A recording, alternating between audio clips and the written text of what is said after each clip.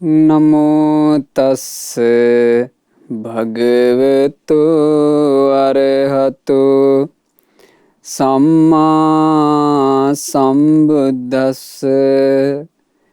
ඒ භාග්‍යවත් වූ අරහත් වූ මහා කරුණික වූ සංසාර දුකින් නිදහස් වීම පිණිස උතුම් ශ්‍රී සද්ධර්මයේ අප කෙරෙහි අනුකම්පාවෙන්ම දේශනා කොට වදාළ මහා කාරුණික බුදුරජාණන් වහන්සේට අපගේ ශාස්තෘන් වහන්සේට නමස්කාර වේවා. සාදු සාදු සාදු.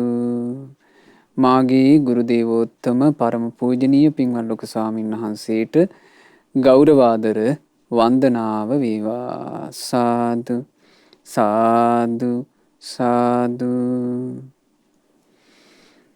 ගරුතර මහා සංඝරත්නයන් අවසරයි, ශ්‍රද්ධාවන්ත වාසනාවන්ත පින්වතුනේ, අද දවසේ මේ උතුම් ධර්ම දේශනාව සඳහා දායකත්වයේ දරනු ලබන්නේ විශේෂයෙන් තමන්ගේ නමින් මිය පරලෝ යන්ට යෙදුණු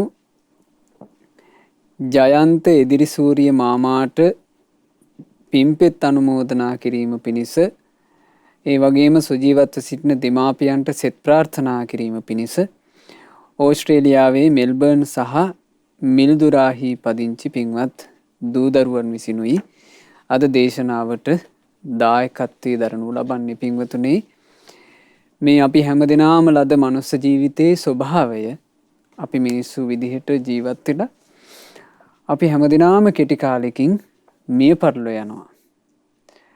අප්පමිදං මනුස්සානං ආයු, මනුස්සයාට තියෙන්නේ ඊටාම අල්ප ආයුෂයක්. ගමනීයෝ සම්පරායිකෝ, ඊතා ඉක්මනින්ම පරලොව යන්ට සිද්ධ වෙනවා. ඒ හින්දා කත්තබ්බං කුසලම් බහු, හොඳට කුසල් කරගන්න ඕන බහුල වශයෙන්. චරිතබ්බම් බ්‍රහ්මචරියං, පිරිසිදු ජීවිතයක්ම ගත කරන්න ඕන. නත්ථි ජාතස්ස අමරණං, මේ ලෝකේ කිසිවෙක් අමරණීය වෙන්නේ. ඉපදිච්ච හැමදෙනාම මිය පරලෝ යනවා. ඉපදිච්ච හැමදෙනාම මිය පරලෝ ගිහිල්ලා මරණින් මත්තේ ජීවිතයකට යනවා. රහතන් වහන්සේලා ඇරුණුකොට අන් සියලු දෙනාම පින්වතුනේ මේ මොහොතේ මිය පරලෝ ගියා නම් ඊළඟ ක්ෂණයේ උපදිනවා. ආන් එහෙම ජීවිතයක් අපි උරුම කරගෙන තියෙන්නේ. මේ සංසාර ගමනේ ස්වභාවය එයයි. ඒ බඳු සසර ගමනක ඇත්තටම මේ ඉපදිච්ච ජීවිතේ මැරෙනවා කියන ප්‍රශ්නෙට වඩා තියෙන ප්‍රශ්නේ තමයි මිය පරලෝ ගියාම මරණින් මත්තේ අපි කොතනද උපදින්නේ කියන ප්‍රශ්නේ. මරණින් මත්තේ ජීවිතේ මිනිසෙක් විදිහට මේ මනුස්ස ලෝකේ ඉපදිලා අවුරුදු 60 70ක් 80ක් ගත කරලා මෙතනින් පණකින්ද අහිමි වෙනකොට ඥාති පිරිවර දීපල සම්පත් හැමදේම අත්හැරලා තනියම යන්න වෙනකොට මෙතනින් මත්තේ කොතෙද්ද යන්නේ? මෙතනින් මත්තේ කොතෙද්ද යන්නේ කියන එක බුදුරජාණන් වහන්සේගේ ශ්‍රාවකයෝ විදිහට අපට නම් ඒ සම්බන්ධයෙන් නිෂ්ඨාවක් ඇති කරගන්න පුළුවන්. මොකද බුදුරජාණන් වහන්සේගේ ධර්මයේ තියෙනවා යේකේචි බුද්ධං සරණං ගතාසේ නතේ ගමිස්සන්ති අපායං පහායමානු සංදේහං දේවකායා පරිපූරෙස්සන්තිති. යේකේචි බුද්ධං සරණං ගතාසේ, යමෙක් බුදුරජාණන් වහන්සේව සරණ ගිහිල්ලා නම් ඉන්නේ නතේ ගමිස්සන්ති අපායං, ඒ අය අපාය යන්නේ නෑ. පහාය මානු සංදේහං, යම් මොහොතක මේ මනුස්ස ජීවිතේ මනුස්ස කය අත්හරින්ට සිද්ධ වෙද්දී දේවකායා පරිපූර්ණස්සන්ති, ඔව්හු සුගතියෙම උපදින්නේය.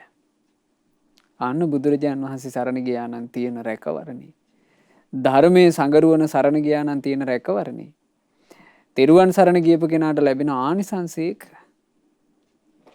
එයා දුගතිය යන්නේ. එයා මේ මනුස්ස ශරීරය අත්හරිනකොට සුගති උපතක උපදින්න පුළුවන්. කෙනෙකුට මේක අහනකොට හිතෙන්න පුළුවන් ඇයි බුදුරජාන් වහන්සේ සරණ ගියපු ඒ බෞද්ධයෝ විතරද සුගතිය යන්නේ? කෙනෙකුට වාද කරන්නත් පුළුවන්.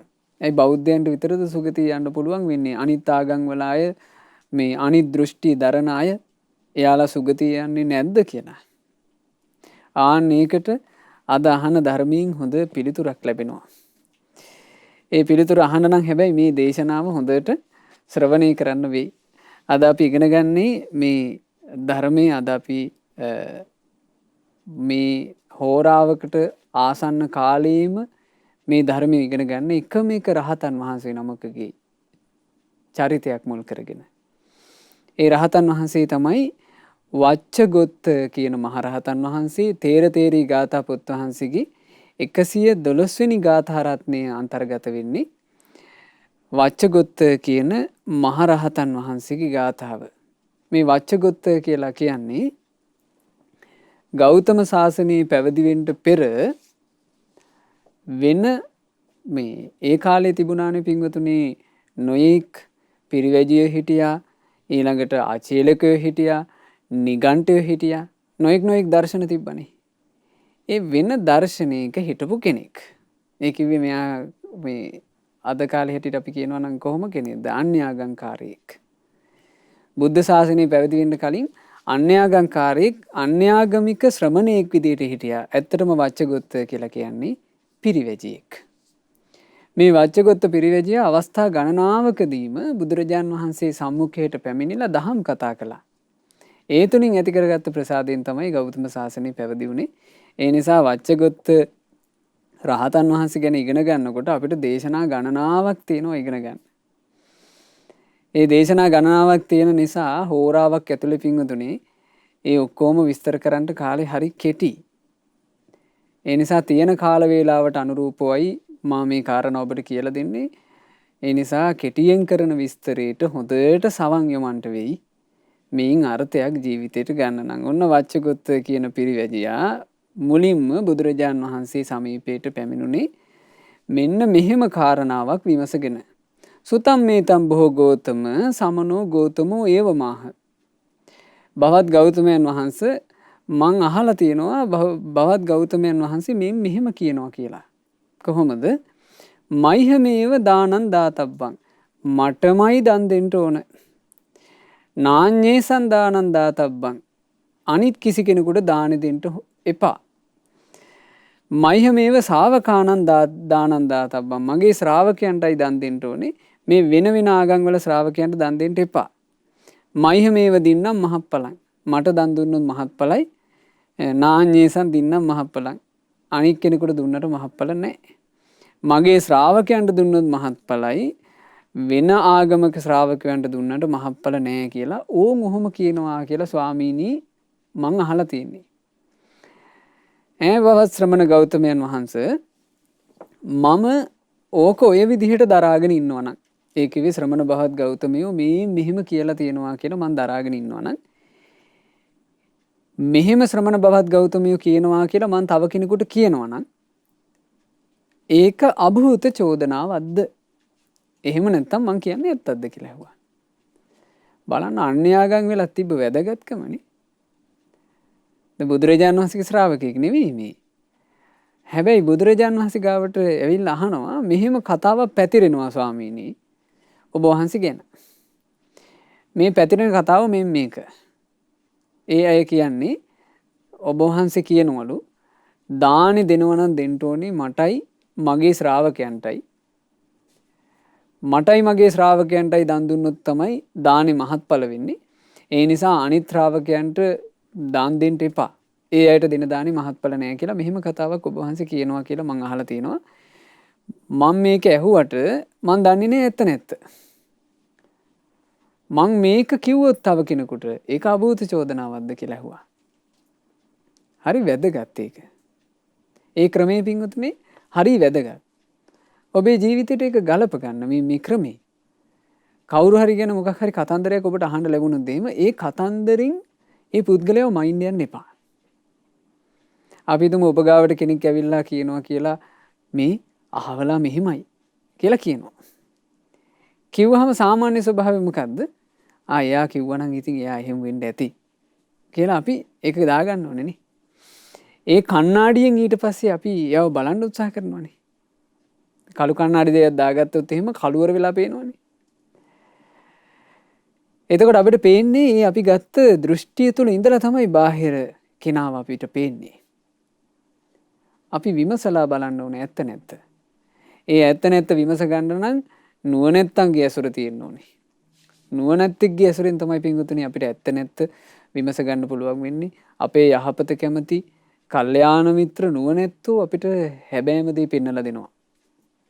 දැන් මේ අන්‍යාගමිකයෙක් වෙලත් මේ වච්චගොත්ත මේ ලෝකේ පහළ වෙන මහානීය කල්යාණ මිත්‍රයන් වහන්සේ ළඟට තමයි ආවේ පින. සංසාරේ පින ඉතින් බුදුරජාන් වහන්සේ ළඟට මෙයා ආවා. ඇවිල්ලා ඔන්න ඔය ප්‍රශ්නේ අහුවා. බලන්න භාග්‍යතුන් වහන්සේ වදාරපු දේ. දැන් සමහර අය ඉන්න පුළුවන් මේ වගේම අදහස් වලින් යුක්ත. හොඳට අහගන්න නිසා මේ කාරණා. යෝකෝ වච්ච මේ පරන් දානං දදන්තං වාරේති. බුදුරජාන් වහන්සේ වදාලා මේ ඒ කාරණේ වදාරන්න කලින් බුදුරජාන් වහන්සේ වදාලා වච්ච යම් කෙනෙක් ඔය විදිහට කියනවා නම් ඒ කෙනා බුදුරජාන් වහන්සේට අභූත චෝදනාවක් කරනවා. බුදුරජාන් වහන්සේ ඔහොම වදාරන්නේ කියනවා. මටම දන් දීපන්, මගේ ශ්‍රාවකයන්ටම දන් දීපන්. මගේ ශ්‍රාවකයන්ට දුන්නොත් මට දුන්නොත් තමයි මහත්ඵල. ඉන් පරිබාහිර තැනකට දන් දෙන්න එපා කියලා එකක් බුදුරජාන් වහන්සේ වදාරන්නේ කියනවා. යමෙක් කොහොම කියනවා නම් එයා කරන්නේ අනිත් අයගේ දානේ නවත්තන එක. බුදුරජාන් වහන්සේ වදාලා වච්ච යම් කෙනෙක් තව කෙනෙකුට දෙන දානයක් වළක්වනවා නම් සෝ තින්නම් අන්තරාය කරෝ හෝති. එයා 3 දෙනෙකුට අනතුරු කරනවා. තින්නම් පරිපන්තිකෝ 3 දෙනෙක්ගේ දේ පැහැර ගන්නවා. ඒ කවරෙක් දේ 3 දෙනා දායකස්ස පුඤ්ඤාන්තකරාය කරෝ හෝති. දන් දෙන කෙනාගේ පිනට අනතුරු කරනවා. දන් දෙන කෙනාගෙන් පැහැරගන්නේ පින. තව කෙනෙකුගේ දානේ වළක්වනවා නම්, තව කෙනෙකු දානයක් දෙන්න ලැහැත්ති වෙනකොට ඒකට එපා කියනවා නම්, තව කෙනෙක් දානයක් වෙනුවෙන් වියදම් කරන්න ලැහැත්ති වෙනකොට හාපෝ උච්චර වියදම් කරන්න එපා කියනවා නම්, එයා ඔහුගෙන් හොරකම් කළේ කුමක්ද? පින හොරකම් කළා. පින පැහැරගත්තා. පටිග්‍රාහකානං ලාභාන්තරාය කරෝ හෝති. ඊළඟට ප්‍රතිග්‍රාහකයා දානේ ලබන කෙනාගේ ලාභයට අනතුරු කළා. දානේ ලබන්ට ඉන්න කෙනාගේ ලාභයට අනතුරු කළා. පුබ්බේවකෝ 57 කතෝච හෝති උපහතෝච. ඊට කලින්ම තමන්ගේ තියෙන ಗುಣ වනසා ගත්තා. යමෙක් තව කෙනෙකුගේ දානයක් වළක්වනවා නම් 3 දෙනෙකුට අනතුරු වෙනවා කියවනේ. පළවෙනි එක්කෙනා තමයි දාන දෙන එක්කෙනා. දෙවෙනි එක්කෙනා තමයි දානේ ලබන එක්කෙනා. තුන්වෙනියා කවුද? ඒ වචනේ කියපු කෙනා. තමන් නම් ඒ වචනේ කියන්නේ තමන්ටම අනතුරු කරගෙන, තමන්වම පැහැර අරගෙන, තමන්වම නසාගෙන. ඉතින් බුදුරජාන් වහන්සේ එහෙම වදාරලා හරි ලස්සන කාරණාවක් කියනවා. වච්ච තථාගතයන් වහන්සේ වදාරන්නේ ගවර වලක හරි ඉඳුල් දාන වලක හරි යම් කිසි ප්‍රාණින් ඉන්නවා නම් කෙනෙක් ඔන්න මේ කෑම කාලා මේ කෑම උයපු ඒ භාජන හැලිවලන් ආදිය හොදනවා. ඒ ඉඳුල් හොදලා ඒ ඉඳුල් වතුර ටික අනේ මේ වලේ යම් ප්‍රාණියෝ ඉන්නවා නම් ඔවුන්ට මේ ඉඳුල් දියෙන් යම් ප්‍රයෝජනයක් තියෙනවා නම් ඒ ප්‍රාණීන් මේ ඉඳුල් දියෙන් සුවපත් වෙත්වා.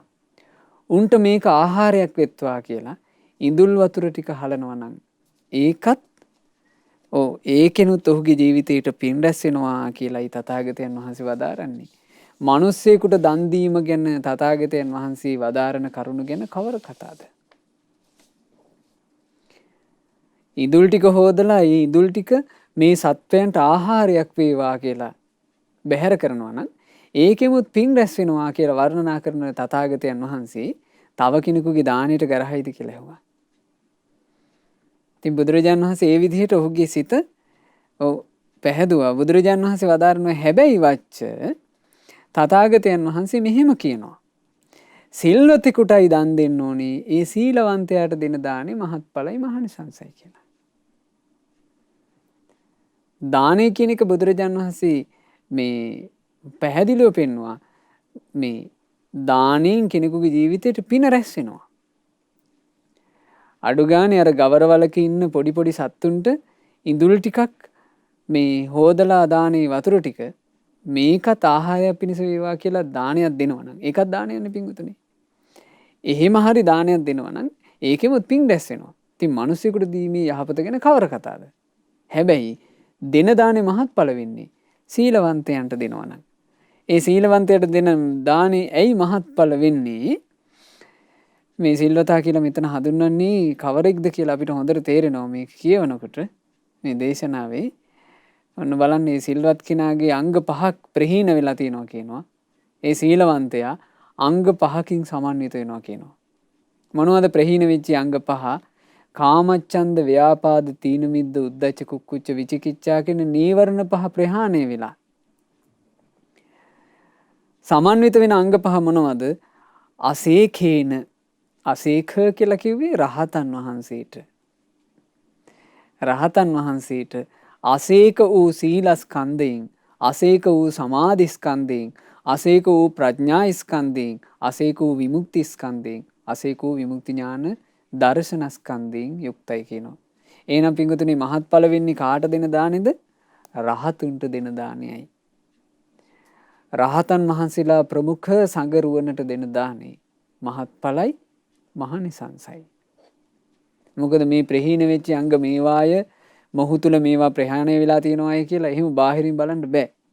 අපි දානේ පූජා කරන්න ඕනේ කවුදෙසාද? රහතුන් සිහි කරගෙන, සංඝ ගුණ සිහි කරගෙන සංඝයාට දානේ පූජා කරන්න ඕන. සංඝරුවනට දානේ දෙන වෙලාවට. ඒ දානේ ගැන අපි හොඳ දැක්මක් ඇති කරගන්න ඕනේ මේ දානේ මහත්ඵලයි කියලා. හැබැයි ලැබෙන හැම මොහොතකම දෙන්න. ලැබෙන හැම මොහොතකම දම් පූජා කරන්න.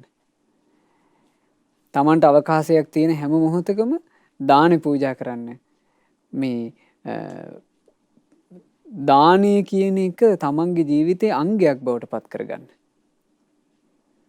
අපි මේ සාන්තක දේවල් පරිහරණය කර කර ඉඳලා පින්වතුනි. ඒ සාන්තක දේවල් ඔක්කොම අත්හැරලා අපි යනවනේ.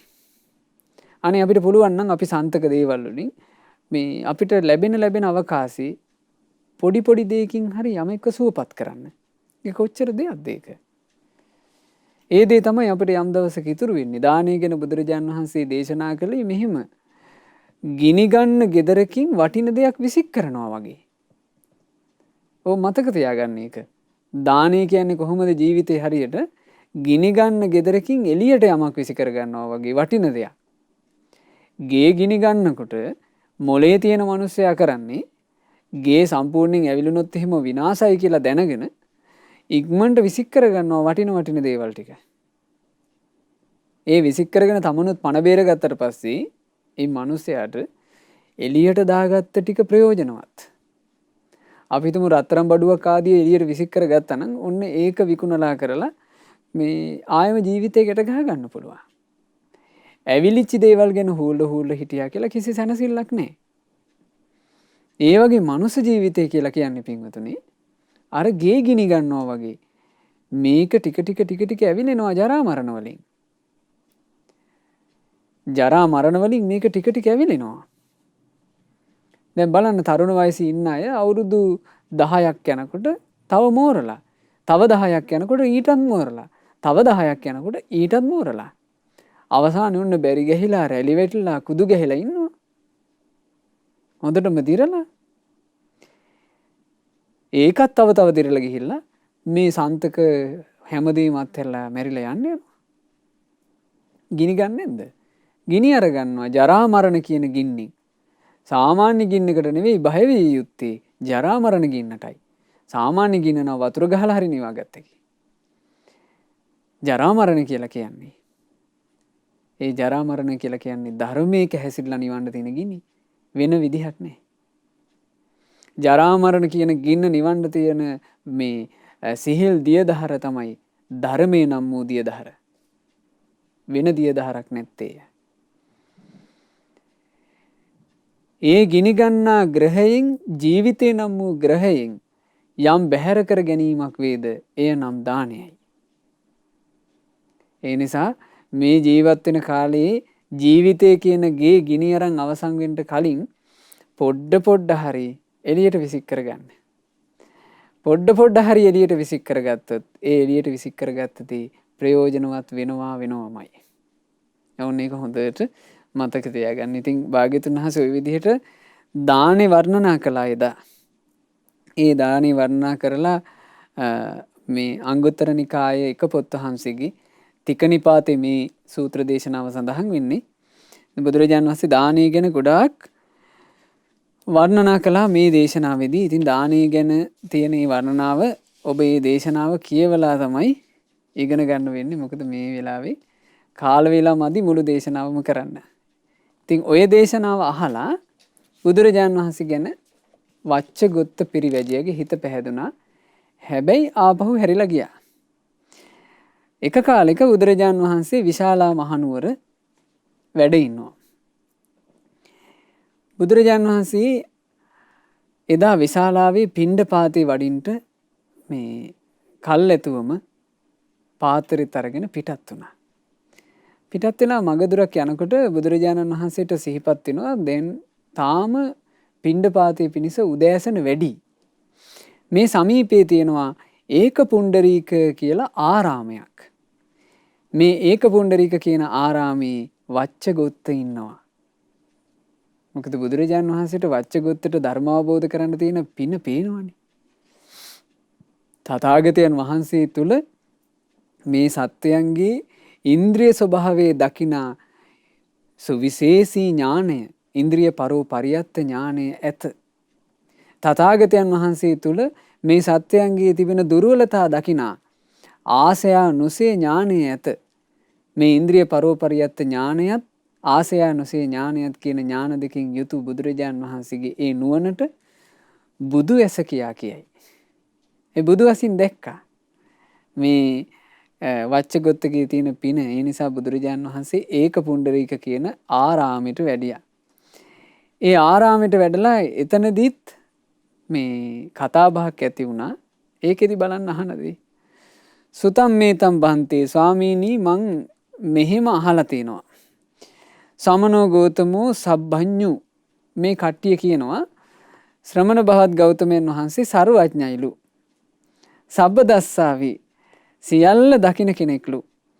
අපරිශේෂං ඥාන දස්සනං පටිජානාති ඉතිරි නැතිව පවතින ඥාන දර්ශනයක් ගැන ප්‍රතිඥා දෙනවලු.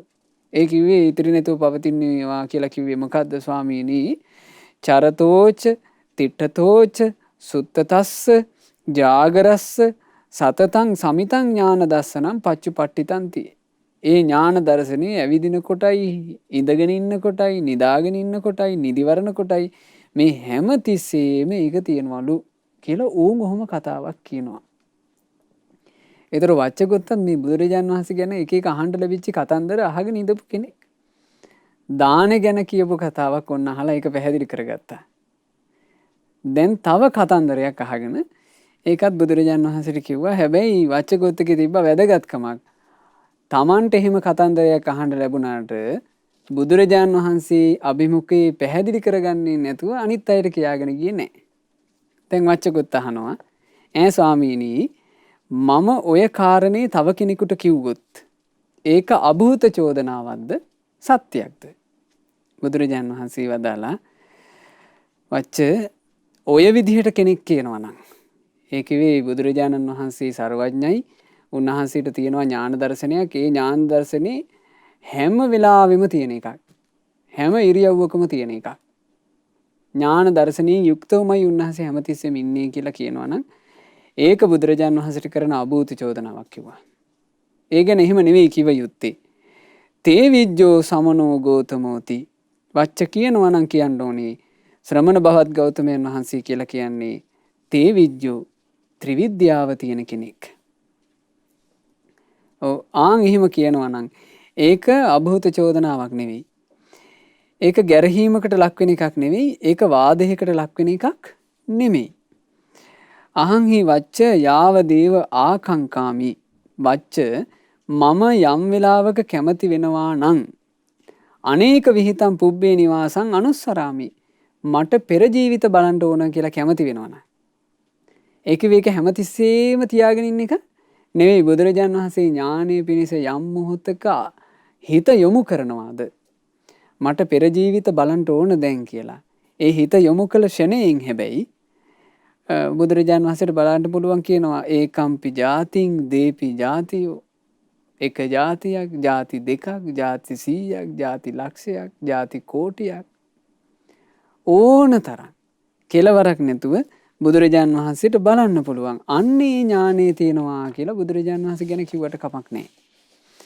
ඊළඟට බුදුරජාණන් වහන්සේ ගැන කියනවා මේ වච්ච තථාගතයන් වහන්සේ කැමති වෙනවා නම් දිබ්බේන චක්කුණා විසුද්ධේන අතික්කන්ත මානුසකේන සත්‍යේ පස්සාමි. මම මේ දියුණු කරන ලද මේ නුවණින් මිනිස් ඇස ඉක්මවා ගියපු ඒ දිව්‍ය ඇසින් චුත වෙන උපදින සත්තු දකින්න ඕන කියලා. බුදුරජාණන් වහන්සේ හිත යොමු කළොත් මේ ඕනම ජීවිතයක් චුත වෙලා උපදින හැටි බුදුරජාණන් වහන්සේ දකින්න පුළුවන්. ඒ මොකද්ද? චුතූපපාත ඥානය විද්‍යාව. අහං හි වච්ච ආසවානං කය අනාසවං චේතෝ විමුක්තිං පඤ්ඤා විමුක්තිං දිත්තේව ධම්මේ සයං අභිඤ්ඤා සච්චිකත්වා උපසම්පජ්ජ විහෙරාමි. ඊළඟට වච්ච තථාගතයන් වහන්සේ සියලු ආශ්‍රව ෂය කරලා අනාශ්‍රව වූ චේතෝ විමුක්තියත් ප්‍රඥා විමුක්තියත් මේ ජීවිතේම උපද්දගෙන වාසය කරන්නේ. උන්වහන්සේගේ හිත ඇතුලේ සියලු ක්ලේශයක් නැහැ කියලා තමන් වහන්සේම දන්නවා. ඕන් ඔය කාරණා තුنين බුදුරජාණන් වහන්සේ යුක්තයි කියලා කියනවා නම් ඒක සත්‍ය කිව්වා. ඒක අභූත චෝදනාව නෙවෙයි කිව්වා. එතකොට වච්චගොත්තට මේ කාරණේ ඇහුවට පස්සේ මෙහිම හිතවිල්ලක් උපදිනවා. වච්චගොත්ත කියනවා ස්වාමීනි ගිහි බන්ධන අත්හරපු නැති කෙනෙක් ඒ ගිහි බන්ධන අත් නොහරපු යම් ගිහියෙක් කය බිඳිලා මැරුණට පස්සේ දුක් කෙලවර කරපු අවස්ථා තියෙනවද කියලා ඇහුවා. අහනවා ගිහි බන්ධනේ අත්හරපු නැති කෙනෙක් කය බිඳිලා මැරුණට පස්සේ දුක් කෙලවර කරගත් අවස්ථා තියෙනවද? බුදුරජාණන් වහන්සේ වදාලා පින්වත් වච්ච ගිහි බන්ධන අත් නොහැර සිටීමෙන් කය බිඳීමෙන් පසු දුක් කෙලවර කරගත්ත කිසිම ගිහියෙක් නැහැ කිව්වා. ඊළඟට අහනවා බවත් ගෞතමයන් වහන්සේ ගිහි බන්ධන අත් නොහල කිසියම් ගිහියෙක් කය බිඳී මිය යාමෙන් පස්සේ සුගතියේ ඉපදුන අවස්ථා තියෙනවද කියලා ඇහුවා. ඉතින් ගිහි බන්ධනේ අත්හරින්න නැතුව කෙලෙස් නසන්න බෑනේ. ගිහි බන්ධනේ අත්හැරපු කෙනාමයි කෙලෙස් නසන්නේ. ඒ නිසා ගිහි බන්ධනේ අත් නොහැරපු කෙනෙක් කෙලෙස් නැසුවා කියලා කතන්දරය නෑ කියනවා. හැබැයි වච්චගොත් අහනවා ස්වාමීනි ඒ ගිහි බන්ධනේ අත් නොහැරපු මිනිස්සෙක් ගිහියෙක් විදිහටම ජීවත් වෙලා ඉඳලා ඒ ගිහි ජීවිතෙන් පස්සේ සුගතිය ඉපදිච්ච අවස්ථා තියෙනවද කියලා ඇහුවා. බුදුරජාණන් වහන්සේ වදාලා වච්ච එහෙම ගිහි බන්ධන අත් නොහැර ඉඳලා කය බිඳලා මැරුණාට පස්සේ සුගතිය ඉපදිච්ච ගිහියෝ 100ක් 200කුත් නෙවෙයි ඉන්නේ කියනවා. 300ක් 400කුත් නෙවෙයි ඉන්නේ කියනවා. ගොඩාක් පිරිසක් ඉන්නවා කිව්වා ගිහියෝ විදිහට ජීවත් වෙලා ඒ ගිහි ජීවිතේ ගත කරමින් ඉඳලා මලාට පස්සේ සුගතිය ගියපු. ඕන්න ඊට පස්සේ දැන් මේ වච්ච අහනවා මෙහිම. බවත් ගෞතමයන් වහන්සේ කිසියම් අන්‍යාගමිකෙක් කය බිඳිලා මැරුණට පස්සේ දුක් කෙලවර කරලා තියනවාද? ඒ කියන්නේ අන්‍යාගමිකයෝ නිවන් දැක්කද කියලා ඇහුවා. බුදුරජාණන් වහන්සේ වදාලා නත්තිකෝ වච්ච කෝචි ආජීවකෝ කායස්ස බෙහෙදා දුක්ඛසන්ත කරෝති. පින්වත් වච්ච කිසිම අන්‍යාගමිකෙක් දුක් කෙලවර කරලා නැහැ කිව්වා. ඒක මේ බුද්ධ ශාසනයෙන් පරිබාහිර කිසිදු නිකලස් චරිතයක් නැත. සම්බුද්ධ ශාසනයේ පමණි සංසාර දුක් නැසු සියලු කෙලෙස් දුරු කරපු රහතුන් වැඩ ඉන්නේ. ඕන පිංගුතුනි හිත පහදව ගන්න. හිත සන්තෝෂ කරගන්න මේ කියන්නේ. කොච්චර හිත සතුට කරගන්න පුළුවන්ද අපිට මේ බුදු සසුන මුණ ගැහුණා කියලානේ. අත්තිපනබෝ ගෝතම කෝචි ආජීවකෝ කායස්ස බෙහෙදා සග්ගූ පගෝති. ඕන්න ඊළඟට අහනවා මේ ඒ කාරණේ. බවත් ගෞතමයන් වහන්සේ කිසියම් අන්‍යාගමිකෙක් කය බිඳිලා මැරුණට පස්සේ සුගතියේ ඉපදිච්ච අවස්ථා තියෙනවද කියලා ඇහුවා. අන්‍යාගමිකයෙක් අන්‍ය දෘෂ්ටි දරන කෙනෙක් මිය ගියාට පස්සේ සුගතියේ ඉපදිච්ච අවස්ථා, දෙව්ලොව ගියපු අවස්ථා තියෙනවද? ඊතෝ කොහොම අහං වච්ච ඒක නෞතෝ කප්පෝ අනුසරාමි. ඕන මේ වච්චය මම දැන් මෙතන ඉඳලා 91 කල්පයක් පස්සට සිහි කරනවා. අන්න බුදුරජාණන් වහන්සේට තියෙන ඥාන දර්ශනේ. බුදුරජාණන් වහන්සේ වදාළන්නේ ත්‍රිවිද්‍යාව තියෙනවා කියලා තේරුම් ගන්න කියලා. බුදුරජාණන් වහන්සේට යම් වෙලාවක ඕන නම් පිටිපස්සට බලන්න. ಜಾති ගණනාවක් වුණත් පස්සට සාසුරුන් වහන්සේට බලන්න පුළුවන්. දැන් බලන්න මේ එක සැනකින් බුදුරජාණන් වහන්සේ 91 කල්පයක් පස්සට සිහි කළා. මේ ඒ 91 කල්පය ඇතුළේම සසර යාපු සත්තුන්ගේ ජීවිත. හරි ආශ්චර්යයි. නාබිජානාමි කච්චි ආජීවකං සග්ගූපගං අඤ්ඤත්‍ර ඒකේන. ඒ කල්ප 91 ඇතුළේම එකම එක අන්‍යාගමික තවුසෙක් හැර වෙන කිසිම අන්‍යාගමිකයෙක් ස්වර්ගයේ ඉපදුනේ නැහැ කියනවා. කල්ප 91ක් ඇතුළේ. කල්පය කියලා කියන්නේ අතිශයින් දීර්ඝ කාලයක් නේ. කල්පයේ දිග මේ අවුරුදු වලින් පෙන්වන්න බෑ. බුදුරජාණන් වහන්සේ උපමාවක් වදාළේ කොහොමද? කිලෝමීටර් 10ක් උස, කිලෝමීටර් 10ක් පළල, කිලෝමීටර් 10ක් දිග මහ ඝන කළු ගලක් තියෙනවා. ඒ කළු ගල සම්පූර්ණයෙන්ම ඝන ගලක්, මැද කුහර ආදී මුකුත් නැහැ. ඔය කළු ගල අවුරුදු 100කට වතාවක් කෙනෙක් එකපාරක් පිහදනවා සේදයකින්. ඒ සේද සලුවෙන් අවුරුදු 100කට එක සැරයක් මෙහෙම පිහිනවා. ඒ පිහදද්දී ඕක ගෙවෙනවා. දැන් ඔය ගෙවිල්ල ගැන පින්වතුනි තේරුම් ගන්න අපි සමහරට උදළු පිහි වගේ දේවල් පාවිච්චි කරනකොට ලීමිටවල් ගහලා තියෙන ඒවා කාලයක් යනකොට උපමට්ටම් වෙනව නේද මේ අත පිරිමැදීම නිසාම. එහෙනම් තේරුම් ගන්නකෝ මේ සාමාන්‍යයෙන් උදළු මිටකට පිහියක ලී මිටකට මෙච්චර තදින් අතක් තෙරපෙද්දී ගෙවෙන්න කොච්චර කල් යනවද? එහෙනම් හිතා ගන්න පුළුවන් අපිට සේද සලුවකින් පරිමදිනකොට ගලක් ගෙවෙනවා කියන එක කොච්චර කල් යන එකක්ද?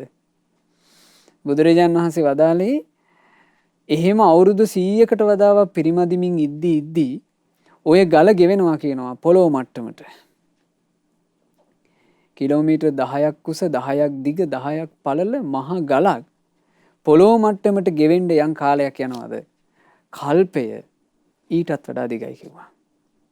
එහෙම කල්ප 91ක් ඇතුළේ මේ සංසාර ගමනේ යන්තාක් සත්‍ය උපන්නද අන්‍යාගමිකයෝ.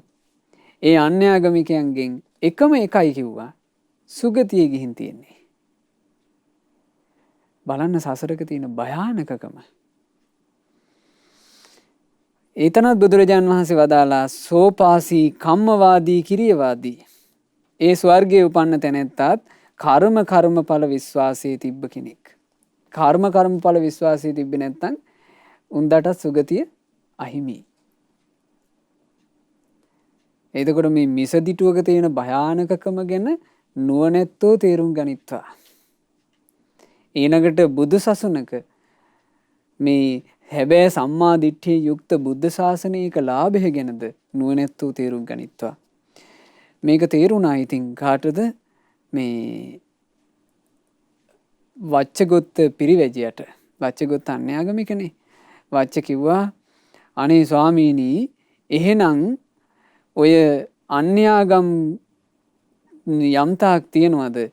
ඒ අන්‍යාගම් අඩු ගානේ ස්වර්ග උපතින් පවා හිස්නේ කිව්වා. එතකොට කියනවා ඒවන් සන්ති වච්ච ශුඤ්ඤං අදුන් තිත්තා යතනං අන්තමසෝ සග්ගූප ගේනාති. ඔව් වච්ච මෙසේ ඇති කල්හි ඔය තියෙන අන්‍යාගම් අඩු ගානේ ස්වර්ග උපත ලබන කාරණේනොත් හිස් තමයි. බුදුරජාණන් වහන්සේ ඒක අනුදැන වදාලා. ඉතින් භාග්‍යතුන් වහන්සේ ඔය කාරණේ වදාරමත් වච්චගොත්ත පිරිවැජියා දේශනාව නම් හරි සතුටින් පිළිගත්තා. හැබැයි තමන්ගේ පිරිවැජි භාවය අත්හැරියේ නැහැ. මොකද මේ වච්චගොත්ත පිරිවැජියාට ඉතින් යම් තැනක් තිබුණා සමාජයේ. ඒ තැන තිබීමත් එක්ක එයා ලාභ සත්කාරයට අහු වුණා. අතහැරියේ නැහැ. ආයත් වතාවක් භාග්‍යතුන් වහන්සේව හම්බ වෙනවා. ඒ බුදුරජාණන් වහන්සේ මුණ ගැහුණේ සැවැන් නුවර ජේතවනාරාමේ වැඩ වාසය කරන කාලේ. මේ වච්චගොත්ත පිරිවැදියා භාග්‍යවතුන් වහන්සේ ළඟට ඇවිල්ලා මෙන්න මෙහෙම විමසීමක් කළා. මේ ප්‍රශ්න 10ක් අහනවා පින්වතුනි. මේවා ඒ කාලේ තිබුණ ප්‍රශ්න. ඒ කාලේ මේ හරියට පටලවාගෙන හිටපු ප්‍රශ්න 10ක් භාග්‍යවතුන් වහන්සේගෙන් අහනවා ස්වාමීනි ලෝකේ සදාකාලිකයි මේකමයි සත්‍ය අනිත් ඒවා බොරු මේ දෘෂ්ටියේද ඔබ වහන්සේ ඉන්නේ කියලා ඇහුවා. බුදුරජාණන් වහන්සේ අහනවා ස්වාමීනි ඔබ වහන්සේ ඉන්න දෘෂ්ටිය ලෝකේ සදාකාලිකයි කියන එකේද? බුදුරජාණන් වහන්සේ වදාලා නෑ වච්ච මං ඒ දෘෂ්ටිය නෑ. එහෙමනම් ස්වාමීනි ලෝකේ සදාකාලික නැද්ද? වච්ච මං ඒ දෘෂ්ටියේ ඉන්නෙත් නෑ. ස්වාමීනි ලෝකයට කෙලවරක් තියනවා කියන දෘෂ්ටියද ඔබ වහන්සේ ඉන්නේ? වච්ච තථාගතයන් වහන්සේ ඒ දෘෂ්ටියෙත් නෑ. එහෙමනම් ස්වාමීනි ලෝකයට කෙලවරක් නෑ කියන මතේද? නෑ මං ඒ මතෙත් නෑ කිව්වා.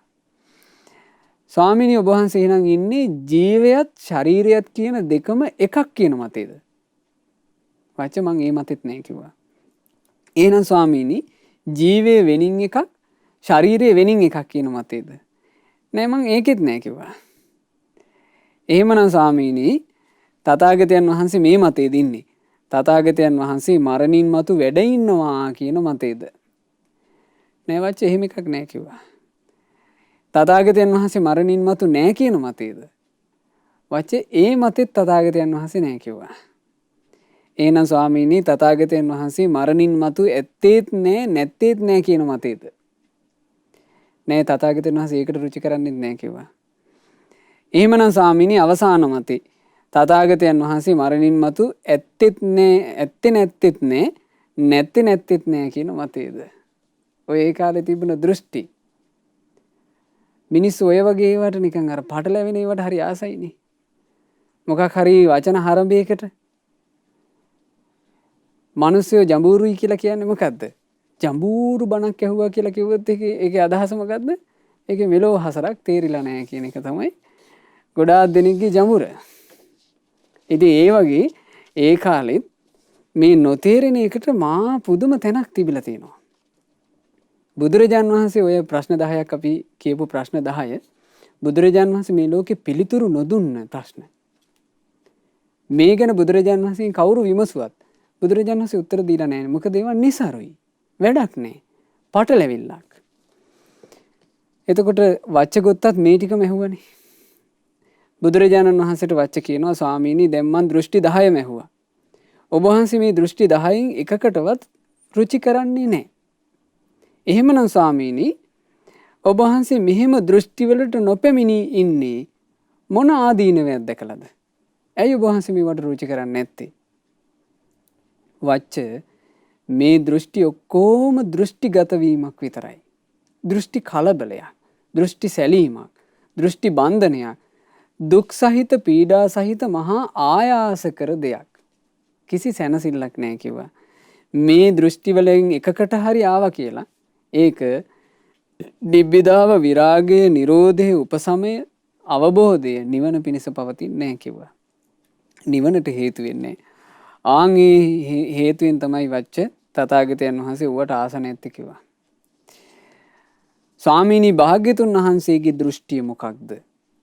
ඕන්න වච්ච අහනවා. ස්වාමීනි ඔය දෘෂ්ටි එකක්වත් භාග්‍යතුන් වහන්සේට නැත්තම් භාග්‍යතුන් වහන්සේගේ දෘෂ්ටිය මොකක්ද? වච්ච තථාගතයන් වහන්සේ මේන්න මෙහෙම කියනවා ධර්ම දේශනා කරන්නේ. මොකද්ද? හොඳට අඳුන ගන්න ඕන කියනවා. මේ තමයි රූපය. මේ තමයි විඳීම. මේ තමයි හඳුනා ගැනීම. මේ තමයි සංස්කාර. මේ තමයි විඥාණය කියලා පංච උපාදානස්කන්ධය අඳුන ගන්න ඕන කිව්වා. පංච උපාදානස්කන්ධය අඳුන ගන්නවා කියලා කිව්වේ පින්වතුනි මොකක්ද අඳුනගත්තේ? ජීවිතේ. ජීවිතය කියන එක අඳුන ගන්න ඕන කිව්වා. මේ ජීවිතේ කොහොමද හටගන්නේ කියලා පංච උපාදානස්කන්ධ සමුදය අඳුන ගන්න ඕන කිව්වා. මේ ජීවිතේ නැති වෙන්නේ කොහොමද කියලා පංච උපාදානස්කන්ධ නිරෝධය අවබෝධ කරගන්න ඕන කිව්වා. එහෙම අවබෝධ කරගත්තාම සියලු කෙලෙස් සහගත හැඟීම් ඉක්මවා ගිහිල්ලා කිසිවකට ග්‍රහණය නොවි නිදහස් වීමක් ඇද්ද? ආන්ගේ විමුක්තිය ගැන තමයි කිව්වා බුදුරජාන් වහන්සේ ධර්ම දේශනා කරන්නේ. එතකොට මේ වච්චගොත්තට මේවා තේරෙන්නේ නැහැ නේ අන්‍යාගමිකනේ. වච්චගොත්ත අහනවා ස්වාමීනි දැන් ওই විමුක්තියට පත්වෙච්චි කෙනා කොහෙද උපදින්නේ කියලා ඇහුවා. ඒ කිව්වේ මේ රහතන් වහන්සේ කොහේ උපදිනවද කියලා ඇහුවා. එතකොට භාග්‍යතුන් වහන්සේ වදාලා වච්චගොත්ත මෙතනදී උපදිනවා කියන කාරණේ යෙදෙන්නේ නැහැ කිව්වා. විමුක්තියට පත්වෙච්ච භික්ෂුව අහවල් තැන උපදිනවා කියලා කාරණාව මෙතන යෙදෙන්නේ නැහැ කිව්වා. එතකොට වච්චගොත්තට මේ ප්‍රශ්න මෙච්චර දැන් අවස්ථා 3කදී බුදුරජාණන් වහන්සේත් එක්ක කතා කළානේ. එච්චරත කාලයක් තේරුණා. දැන් මේක වච්චගොත්තට පටලැවුණා. වච්චගොත්ත කියනවා ස්වාමීනි ඔබ වහන්සේ ඔය දීපු උත්තර වලින් මට යම් ප්‍රසාදයක් තිබුණා නම් ඒකත් නැතුව ගියා. මාව නිකන් කරකලා අතෑරියා වගේ මට මේ මොකුත් නොතේරී ගියා. අනේ ස්වාමීනි මට මේක පහදලා දෙන්න. බුදුරජාණන් වහන්සේ වදාලා වච්චගොත්ත මේ මෙහෙම තේරුම් ගන්නට දැන් සරලව බුදුරජාණන් වහන්සේ වදාරනවා. මෙහෙම තේරුම් ගන්නට ඕන් ඔබ ඉදිරියේ ගින්නක් ඇවිලෙනවා. ඔබේ ඇස් ඉදිරියේ ගින්නක් ඇවිලෙනවා. ගින්න ඇවිලෙනවා කියන එක ඔබ දන්නවාද නැද්ද කියලා ඇහුවා. කිව්වා ස්වාමීනි මගේ ඇස් ඉස්සරහා ගින්නක් ඇවිලෙනවා නම් මට පේනවා ඒ ගින්න ඇවිලෙනවා. හරි වච්ච දැන් කෙනෙක් ඇහුවොත් එහෙම ඔබෙන් ඔය ගින්න ඇවිල්ලින්නේ මොනවා හින්දාද කියලා ඔබ මොකද්ද දෙන උත්තරේ? ස්වාමීනි දෙන්න තියෙන උත්තරේ තමයි ගින්නට මාධ්‍ය වෙච්ච දේ නිසා ගින්න ඇවිලෙනවා. දර නිසා නම් දර හින්දා ඇවිලෙනවා. කොළ නිසා නම් කොළ හින්දා ඇවිලෙනවා. හරි වච්ච දැන් අපි හිතමු ඒ ගින්න නිවිලා ගියා. ඒ ගින්න නිවිලා ගියාම ඔබට ඒකත් පේනවද? එහෙමයි ස්වාමීනි ගින්න නිවුණා කියන එකත් පේනවා. කෙනෙක් ඇහුනොත් එහෙම දැන් මේ ගින්න නිවුණා. ඒ තිබ්බ ගින්න ඇවිලෙමින් තිබ්බ ගින්න කොයි පැත්තටද ගියේ කියලා ඇහුවොත්. ඒක උතුරට ගියාද දකුණට ගියාද උඩට ගියාද යටට ගියාද කියලා ඇහුවොත් එහෙම ඔබට මොකද්ද කියන්න තියෙන්නේ? කිව්වා ස්වාමීනි ගින්න එහෙම අහවල් තැනට ගියා කියලා එකක් යෙදෙන්නේ නැහැ. ඒක නෙවෙයි යෙදෙන දේ. ස්වාමීනි හරියටම කියනවා නම් කියන්න ඕනේ මාධ්‍ය රහිත වීමෙන් ගින්න නිවුණා කියලයි. ඕන් ওই විදිහමයි වච්ච මේ පංච උපාදානස්කන්ධය නිසා පවතින යම් පැවැත්මක් තියනවාද මේ පංච උපාදානස්කන්ධය අවබෝධ කරලා ආහාර රහිත වීමෙන් සදහටම නිදහස් වෙච්චි භික්ෂුවගේ ඒ පංච උපාදානස්කන්ධය යලි හැට ගැනීම නැතුව යනවා කිව්වා. අරහත්ත්වය හරි ලස්සනයි. පංච උපාදානස්කන්ධය හටගන්නේ යම් හේතු නිසානේ. හේතු නැසපුවම හටගන්න ස්වභාවය නැසිලා ගියා. හරියට ඇවිලෙන ගින්නකට ඇවිලෙන්න තියෙන මාධ්‍ය ටික නැසපුවම ගින්න නැති වුණා වගේ.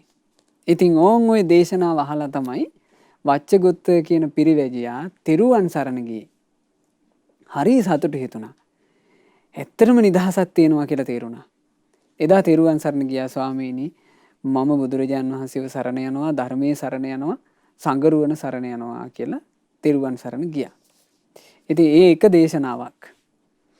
ඊට පස්සේ වච්චගොත්ත පිරිවැජියා සම්බන්ධ වෙන අවසාන දේශනාව. ඒ කාලේ බුදුරජාන් වහන්සේ වැඩ සිටියේ රජගහනුවර කලන්දක නිවාප කියන මේ වේළුවනාරාමේ බුදුරජාන් වහන්සේ ළඟට ඇවිල්ලා දැන් වච්චගොත්ත අන්‍යාගමිකෙක් නෙවෙයි. දැන් තෙරුවන් සරණ ගියපු කෙනෙක්.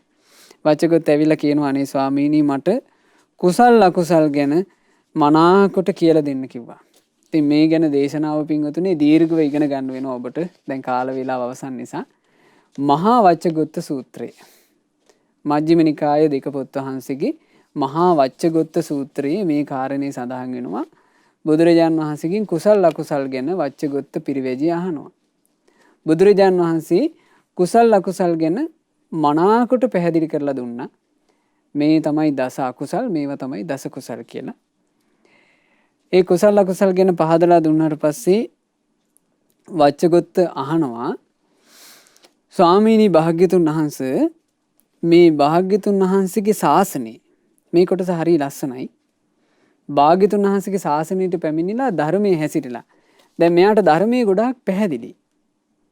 ධර්මයේ තේරුම් ගත්ත වච්චගොත්ත අහනවා ස්වාමීනි මේ ධර්මයට පැහැදිලා ධර්මයේ සම්පූර්ණයෙන් අවබෝධ කරගෙන රහත් වෙච්ච භික්ෂූන් තව ඉන්නවද කියලා ඔබ වහන්සේ වගේ.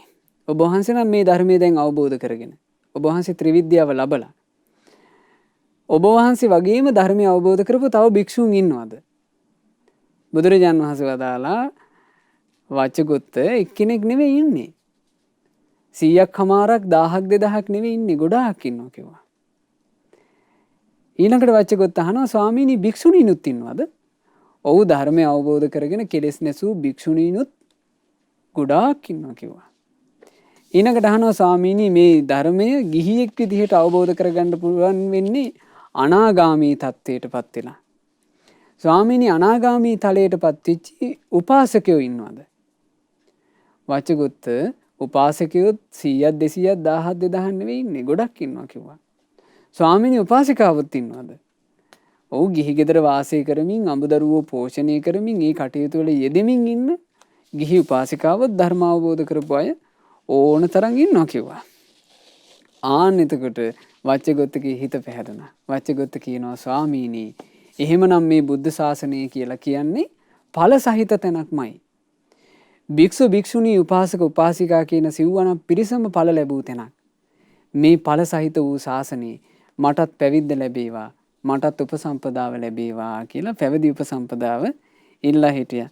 ඒ වෙලාවේ බුදුරජාන් වහන්සේ වදාරනවා වච්චගොත්ත මේ ධර්ම විනය තුල අන්‍යාගමිකයෙක් මහාන වෙනවා නම් ඒ කෙනා මාස 4ක පිරිවෙස් කාලයක් ඉන්න ඕනේ. පරිවාස කාලයක් ඉන්න ඕනේ මාස 4ක. ඒ මාස 4න් පස්සේ සංඝයාගේ හිත පැහැදුනොත් තමයි මහාන කරන්න කිව්වා. හරි ලස්සන කතාවක් කියනවා. ස්වාමීනි මෙබඳු උතුම් බුද්ධ ශාසනය ඇතුලේ උතුම් පැවිද්ද ලැබීම පිණිස මං 4 මාසයක් නෙමෙයි අවුරුදු 4ක් වුණත් ඉන්නා. ඒ අවුරුදු 4ට පස්සේ සංඝයා සතුටු වෙලා මාව පැවිදි කරනවා නම් උපසම්පදා කරනවා නම් මං එහෙම වුණත් කැමතියි කිව්වා. ඉතින් ඕන්න ඔහොම තමයි ඒ වච්චගොත්ත කියන පින්වන්තයා ගෞතම සාසනයේ පැවිදි වුණේ. පැවිදි වෙලා ඊටාම මේ පිරිවෙස් කාලයක් එහෙම මහ ලොකුවට ඉන්න උන්නේ බුදුරජාණන් වහන්සේ පුද්ගල විවිධත්වයේ දන්න නිසා සති දෙකකින් භාග්‍යතුන් වහන්සේ මේ වච්චගොත්තට පැවිදි උපසම්පදාව ලබා දුන්නා. ඒ වච්චගොත්ත ස්වාමින් වහන්සේ නොබෝ කලකින්ම සියලු කෙලෙස් නැසලා රහතන් වහන්සේ නමක් බවට පත් වෙලා මේන්න මේ ගාථාව වදාලා. තේ විජ්ජෝහං මහාජායි චේතෝ සමතකෝ විදෝ සදත්තෝ මේ අනුපත්තෝ කතං බුද්දස්ස ශාසනං. මා ත්‍රිවිද්‍යාව ලබා ගත්තා. පුදුමාකාර ධ්‍යාන සැපයක් මට තියෙන්නේ. සිත සමාධිමත් කරගන්නට මා දක්ෂ වුණා. අරහත්ත්වය ලබා ගන්නට මටත් පුළුවන් වුණා. මම බුදු සසුන සම්පූර්ණ කරගත්තා. ඒ සම්බුද්ධ ශාසනය සම්පූර්ණ කරගත්ත නෙකලෙස් සිතින් පිරිනිවන් වැඩි වච්චගොත්ත මහරහතන් වහන්සේට නමස්කාර වේවා. සාදු සාදු සාදු. වච්චගොත්ත මහරහතන් වහන්සේ ඇතුළු ඒ සැබෑම රහතන් වහන්සේලා යම් අමා නිවනක නිවී සැනසුණාද අපටත් ඒ අමා මහ නිවන සුවසේම අවබෝධ කරගන්නට ලැබෙත්වා. සාදු සාදු සාදු. රැස් කරගන්නට යෙදුනා වූ සියලුම පුණ්‍ය ධර්මයෝ සියලු දෙවියෝ සතුටින් අනුමෝදන් වෙත්වා. පින් අනුමෝදන් වන දෙවිවරු දිව්‍ය ආශීසුරින් දිව්‍ය ආශ්චර්යයෙන් වැඩෙත්වා. දෙවියන්ගේ රැකවරණය ආශිර්වාදය උපකාරය අප හැම දිනාහටම දෙවියෝ නොඅඩුවම සලසා දෙත්වා. දෙවියෝද සංසාර දුකින් අත මිදෙත්වා. සාදු සාදු සාදු. මාගේ ගුරු දේවෝත්තම කල්යාණ මිත්‍ර පරම පූජනීය පින්වත් ලොකු ස්වාමීන් වහන්සේට පින් අනුමෝදන්ව පින්වත් ලොකු ස්වාමීන් වහන්සේ නිදුක්ව නිරෝගව දීර්ඝායුෂ ලබත්වා. මේ ගෞතම සාසනය තුලම උතුම් වූ චතුරාර්ය සත්‍ය ධර්මය පරිපූර්ණ වශයෙන්ම අවබෝධ කරගන්නට වාසනාව ලැබෙත්වා. සාදු සාදු සාදු. රැස් කර ගන්නට යෙදුනා වූ සියලුම පුණ්‍ය ධර්මයෝ 2020 දෙසැම්බර් මාසයේ මිය පරලෝ යන්ට යෙදුණු වැලිගම මහවීදියේ අංක 130 යන ලිපිනේ පදිංචිව සිටි පින්වත් ජයන්ත එදිරිසූරිය පින්වත් මාමාට මේ සියලු පුණ්‍ය ධර්මයෝ අනුමෝදන් වෙත්වා. අද දායකත්වයේ දරන ඒ සුපින්වතුන්ලාගේ නමින් යන්තාක් මිය යන්ට යෙදුනා වූ ඥාතීන් හිතමත්‍රාදීන් වෙද්ද ඒ සියලු දෙනාටත් සුපින්වත් ඔබ හැම දෙනාගේ නමින් මියගේ ඥාතීන්ටත් පින් අනුමෝදන්ව ඥාතීන්ගේ පරලෝ ජීවිත ඒකාන්ත වශයෙන්ම සැපයට පත්වෙත්වා කියන අදහසින් ඥාතීන්ට පින් අනුමෝදන් කරන්න. රැස් කළ සියලු පුණ්‍ය ධර්මයෝ සුජීවත්ව සිටින මාතර පදිංචි පින්වත් චාලට අබේවීර මෑණියන්ටත් එම්.එම්. පාලිත පියාණන්ටත් ගාල්ලේ පදිංචි නෙවිල් ප්‍රනාන්දු පියාණන්ට කිරුළපන පදිංචි නන්දා රණවීර මෑණියන්ට සහ ප්‍රේමලාල් රණසිංහ පියාණන් ඇතුළු ඒ හැම දෙනාට මේ සියලු පින් බලයෙන් නිදුක් නිරෝග සුව සැලසේවා දීර්ඝායුෂ සැලසේවා. දැනට අසනීප තත්වයෙන් පසුවෙන ප්‍රතිකාර ලබමින් සිටින ගාල්ලේ පදිංචි සුජාතා එදිරිවීර මෑණියන්ට මේ සියලු පින්වල ආශිර්වාදයෙන් තෙරුවනේ ආශිර්වාදයෙන් දෙවියන්ගේ ආශිර්වාදයෙන් ඉක්මනින්ම නිදුක් නිරෝග සුවපත් භාවය ලැබෙත්වා. අමරා රංජනී පුංචි අම්මාටත් කේසිකා අක්කාට සහ තරිඳු මල්ලීට මේ සියලු පින් අනුමෝදන් වෙලා සියලු සිත ශාන්තිය යහපත නිදුක් නිරෝග සුව දීර්ඝායුෂ සැලසෙත්වා. අද දායකත්වයේ දරනු ලබන ඕස්ට්‍රේලියාවේ මෙල්බර්න් සහ මිල්දුරාහි පදිංචි ඒ පින්වත් සෑම සියලු දෙනාටත් සුජීවත්ව සිටින දෙමාපියන් සෑම සියලු දෙනාටත් මේ සියලු පින් අනුමෝදන් වෙත්වා. ඒ සියලු දෙනාට මේ ධර්ම දානමේ පින්කමේ අනුහසින් නිදුක් නිරෝග සුවයෙන් යුතුව නිරතුරු කල්යාණ මිත්‍ර ඇසුර ලබමින් සුවසේම පින් කරගන්ටත් සුවසේම ධර්මයේ හැසිරෙන්නටත් මේ ගෞතම සාසනය තුල සුවසේම චතුරාර්ය සත්‍ය ධර්මය අවබෝධ කරගන්ටත් වාසනාව ලැබෙත්වා. සාදු සාදු සාදු. රැස් කළා වූ සියලු පුණ්‍ය ධර්මයෝ ශ්‍රද්ධා මාසික ධර්ම දාන සමාජිකාවන්ට ශ්‍රද්ධා කාර්ය මණ්ඩලයේ සියලු දෙනාට සුපින්වත් ඔබට අනුමෝදන් වෙලා සියලු දෙනාට ගෞතම සාසනය තුල සුවසේම ධර්ම අවබෝධ කරන්ට වාසනාව ලැබෙත්වා. හැම දිනාටම තෙරුවන් සරණයි. නමෝ බුද්ධාය. මෙවැනි වටිනා ධර්ම දේශනා ශ්‍රවණය කිරීමට ශ්‍රද්ධා ඩේලි YouTube චැනලය සබ්ස්ක්‍රයිබ් කරන්න.